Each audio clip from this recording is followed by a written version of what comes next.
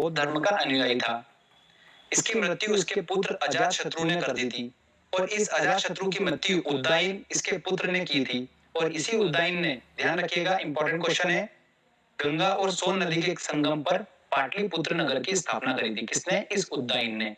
BPSC exam में, Bihar PSC के exam में क्वेश्चन पूछा जाता है, ये काफी इंपॉर्टेंट क्वेश्चन है। इसके बाद कौन सा वंश आया था? नागवंश आया था, जिसकी स्थापना शिशुनाग ने करी थी। उससे हमको बस संस्थापक का नाम याद करना है। उसके बाद कौन सा वंश आया था? नंद वंश आया था। तो चलिए हम बात करते हैं नंद वंश की। इसकी स्थापना किसने करी थी? महापद्मानंद ने करी थी। और नंद वंश के समय में मेसोदोनिया के सरदार सिकंदर ने भारत पर आक्रमण किया। सिकंदर ने पौरव राजा पोरस के साथ में झेलम नदी के किनारे युद्ध लड़ा था और इसमें सिकंदर ने राजा पोरस को हरा दिया था। और ये युद्ध किस नाम से जाना गया? हाइडेस्पिन के युद्ध के नाम से जाना गया। ये काफी इंपॉर्टेंट है। इसकी मृत्यु जो थी सिकंदर की, वो ज्वर की वजह से बेबीलोन में हो गई थी। कहां पर हुई थी? बेबीलोन में। अंतिम शासक जो था नंद वंश का, वो कौन था? घनानंद था। और इसी घनानंद को चंद्रगुप्त मौर्य ने अपने गुरु चाणक्य की सहायता से युद्ध में पराजित कर दिया था और मगध पर मौर्य वंश की स्थापना कर दी थी। तो चलिए अब हम बात करते हैं मौर्य वंश की। तो देखिए काफी इंपॉर्टेंट है मौर्य वंश, यहाँ से काफी क्वेश्चंस बनते हैं, तो ध्यान से सुनिए बिल्कुल एक एक बात।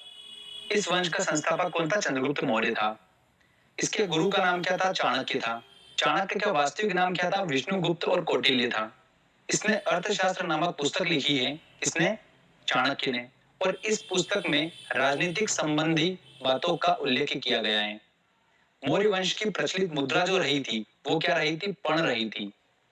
चंद्रगुप्त मौर्य के शासनकाल में सिकंदर के सेनापति सेल्यूकस निकेटर ने आक्रमण किया था और इस सेल्यूकस निकेटर के राजपूत का नाम क्या था? मेगस्थनीस था।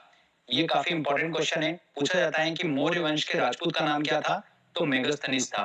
ओके। और इस मेगस्थनीस ने इंडिका नामक पुस्तक लिखी थी। क्या लिखी थी? इंडिका नामक पुस्तक इसने लिखी थी। और इस चंद्रगुप्त मौर्य ने यूनानियों का अंत कर दिया था। आगे बात करते हैं हम। सेल्यूकस निकेटर की पुत्री कार्नेलिया के साथ में चंद्रगुप्त मौर्य ने विवाह किया था और इसने भारत के 8 महाजनपदों पर कब्जा किया था। किसने? चंद्रगुप्त मौर्य ने। चंद्रगुप्त मौर्य ने अपने जीवन के अंतिम समय में जैन धर्म को स्वीकार किया था और इसकी मृत्यु कहां पर हो गई थी? श्रवण बेलगोला में उपवास के दौरान इसकी मृत्यु हो गई थी। इसके बाद में मौर्य वंश का अगला शासक कौन बना? बिंदुसार बना। तो चलिए बिंदुसार की बात करते हैं हम अब। पुराणों में बिंदुसार को अमित्रघात, वारिसार, भद्रसार के नाम से जानते हैं। किस नाम से? अमित्रघात, वारिसार, भद्रसार के नाम से जानते हैं। बिंदुसार जैन धर्म का अनुयायी था। बिंदुसार के शासनकाल में तक्षशिला में विद्रोह हुआ था और बिंदुसार ने अपने पुत्र अशोक को विद्रोह दबाने के लिए भेजा था। अशोक ने न केवल विद्रोह को शांत किया था बल्कि वहां की प्रजा का प्रेम और विश्वास भी जीत लिया था। बिंदुसार ने भारत के 10 महाजनपदों पर राज किया था। इसके बाद अशोक अगला शासक बना मौर्य वंश का। अशोक की बात करते हैं। देखिए ये सबसे सक्सेसफुल शासक था जिसने ऑलमोस्ट सारे जनपदों को जीत लिया था अशोक ने।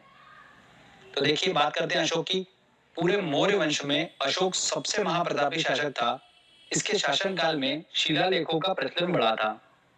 इन शिलालेखों की खोज सबसे पहले 1750 में फेन थेलर ने की थी और सबसे पहले 1837 में इसको जेम्स प्रिसेप ने इन शिलालेखों को पढ़ा था।